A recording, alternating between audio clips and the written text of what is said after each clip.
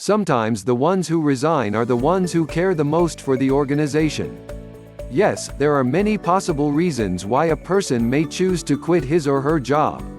There could be another job offer. They may be starting up their own business. They could be going back to school.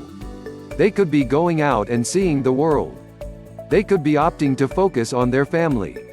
It could be a change in priorities, circumstances, or even health reasons.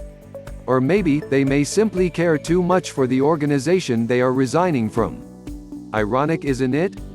That sometimes the ones who resign are the ones who may actually care for the organization they resign from the most. But it's true, and it probably happens more often than you think. All organizations have problems, that's a given. But it's how these problems are handled which makes all the difference. More often than not, organizations are indeed aware of the problems they have. If they're any good at what they do, how can they not be? That being said, there are marked differences in how a lot of organizations handle these problems.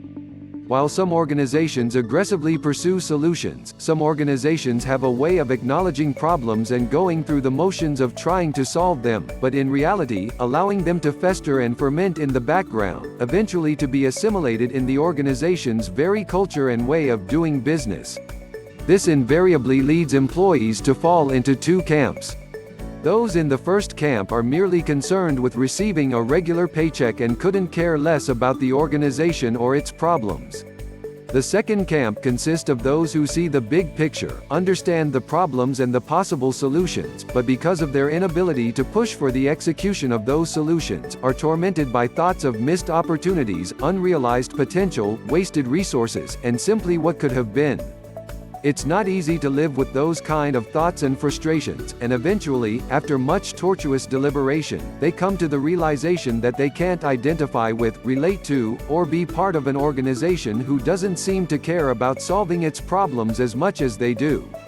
So they resign.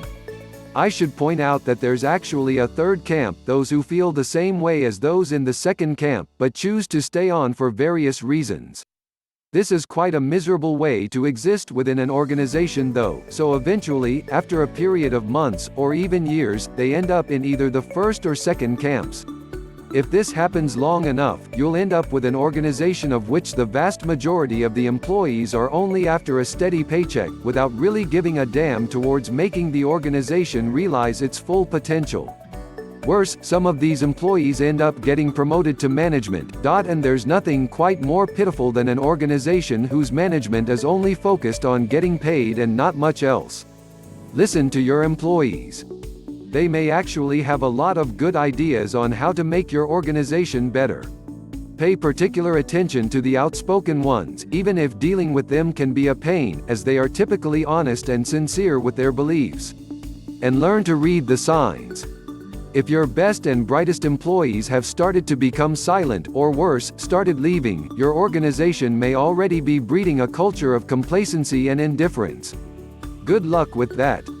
Please kindly like and subscribe and click the notification bell for more videos.